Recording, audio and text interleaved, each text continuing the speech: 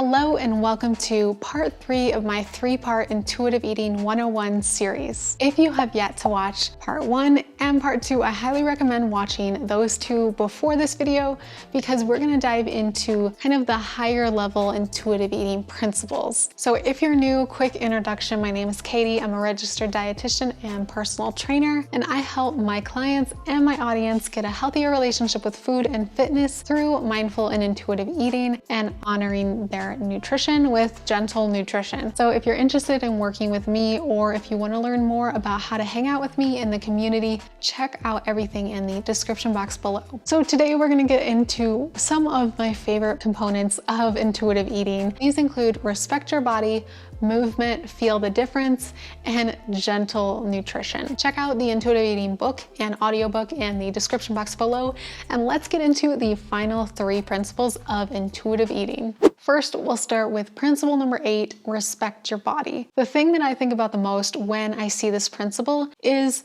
nutrition commonly being used as punishment. Even fitness and other forms of health, all of those things are kind of used as, hey, do this or you're going to die, or do this or you're going to be overweight, do this or else. I mentioned this in my scary nutrition tips video. I will leave that in the description box below as well. But fear is not a very good long-term motivator of change. So if the only reason that you can find to do nutrition and fitness is to not die or to not be overweight, that can be a really hard thing for you to stick to long-term. Not saying that none of those things can be relevant whatsoever. I'm getting a little bit off on a tangent with our first principle. Great job, Katie. In an essence, find a deeper meaning of why it's important to you to feel a certain way. Why is it important to you to honor your health and respect your body? Is it because you'll have more energy? Is it because you'll have more time to spend with your kids? Is it because you know if you are exercising regularly, you'll be able to pick up your kids and to take them on a hike and to take them to the zoo? Is it because you know that honoring your health means you will also in turn honor your mental health too? There's so many different reasons and there's so many different whys that you can have, but that's just a little bit to start with this principle. Now, more into what I think the actual intuitive eating book is meaning by honoring and respecting your body is something like this. Are you working out for 2 hours a day?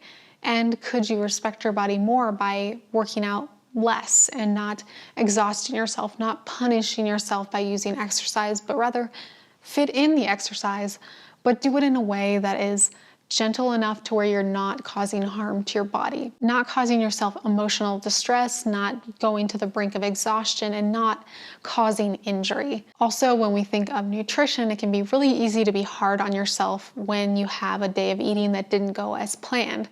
So instead of saying, wow, I'm a failure, I can't believe I ate that today, I can't believe I had that much, I must not be a healthy person and I might as well just give up. Instead of that, saying, hey, I'm human, I had a bad day, but I know that I can move forward from here on out and honor my body. It can be whatever feels good to you. I know some of the reframes can be a little cheesy, and mine, for example, can be extra long. I don't know why. I have a hard time coming up with a succinct affirmation for myself. Have some in your notes app in your phone so you can kind of refer back to them when you're having a bad day. And another example can be not being tough on yourself when you're sick or ill and you're not eating maybe the way that you normally would, or you're not getting in exercise. It's completely normal to shift how you eat and how you exercise when you're really, really sick, because our body is in that recovery mode and we need different things. So normalizing it and talking kindly to yourself when those moments happen, and knowing that when you feel better, you can go right back to the way things were, really helps. I am talking a lot. Principle number 9, and one that I'm really passionate about as someone who is a dietitian and a personal trainer, is movement, feel the difference. Now, movement and exercise are also another thing that can be really highly abused in the nutrition and fitness community. It can be glorified and normalized to just exercise as many hours of the day as you can and to go all the time. This principle, I think, really touches on using exercise as something that makes you feel good instead of something that is just a punishment. It can also be referred to as intuitive exercise or intuitive movement. And essentially it just means you pick the movement and the variation and the times of the week that feel good to you. And I know that can sound a little bit woo-woo. I personally myself do have a somewhat structured exercise schedule, but I make sure to account for rest days, account for flexibility, and I am never ever, or I try my best not to be hard on myself if I need to take a day off or if I need to switch a strength workout for a yoga workout. That is something that I think is super important to take into account. It's not that you can't have any structure whatsoever. It's just finding more of a flow that works for you and then being willing to be flexible with it. And I think people can get a little thrown off when we talk intuitive exercise because I think they think exercise that doesn't reap any results. That's not necessarily the case. I am a big lover of strength training workouts, which use heavier to medium heavy weights. And there's nothing wrong with doing stuff like weightlifting. I think that you can incorporate all types of exercise from gentle to more heavier weight stuff.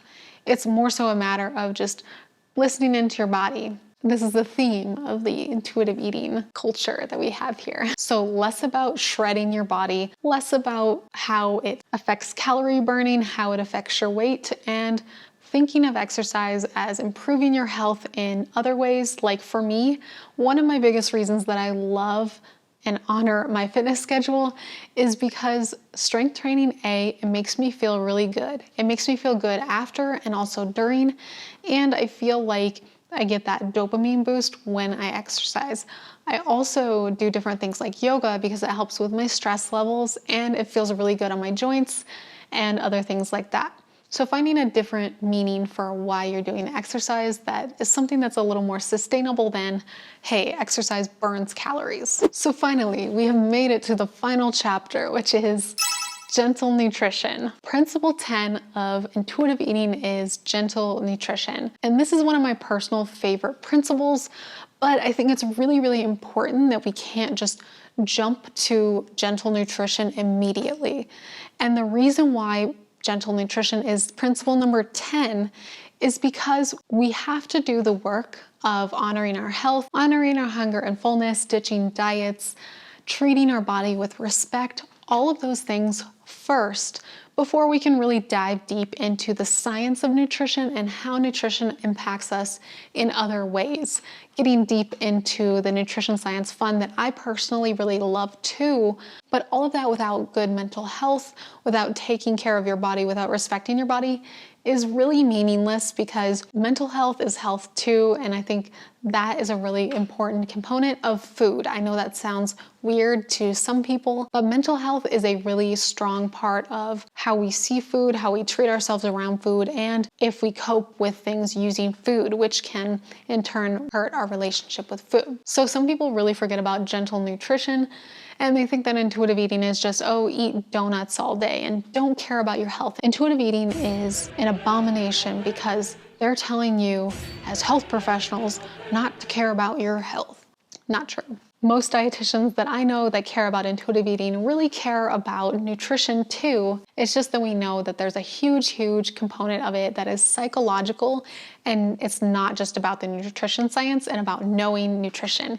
If knowing nutrition was all it took to have a balanced diet, to have a healthy relationship with food, then I think it would be a lot less of an issue for most people. But it's a pretty big and widespread issue, and that's because we got a lot of problems. I mean, nutrition and mental health and everything that goes on in the world, it's messy, and we need help both mentally, physically, and nutritionally to really get the most well-rounded support that we need for our own bodies. Katie's getting woo-woo again. All in all, I really want to drive home that setting the foundation is the most important thing with principles 1 through 9, and then you can focus on Principle 10, which is the gentle nutrition piece. And gentle nutrition, just to give a little bit of background, is probably some of the stuff that you've learned about nutrition already, but in a more gentle approach way, meaning more flexible. Again, we're kind of touching on a lot of the things that we've talked about in this whole series,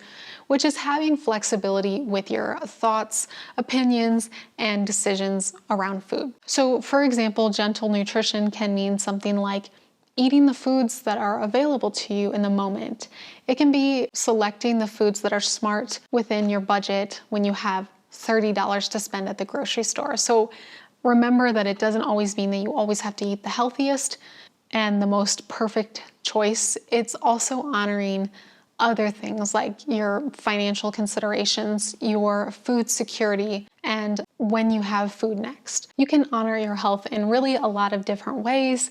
One example is if you are out and about and you are starving, but the only thing that you have in your purse is maybe something that isn't perfect, but it is what it is. It's food, it's in your purse, it's available to you. Having that food is part of honoring your health. Honoring your health with gentle nutrition can also mean including carbs, fat, and protein at a meal because you know it's well-rounded and it'll keep you full and it'll satisfy you. It can mean having a smoothie because you know it's packed with nutrients and it's a good post-workout food. And it can also mean having full-fat ice cream instead of Halo Top ice cream because you know it's gonna satisfy that craving. Think back to the satisfaction factor principle. That is super important as well. Now, it's also important to note that a lot of my videos related to nutrition incorporate gentle nutrition in there. So check out basically any content on my channel and you'll probably find some more gentle nutrition tips in there, but this is just brushing the surface.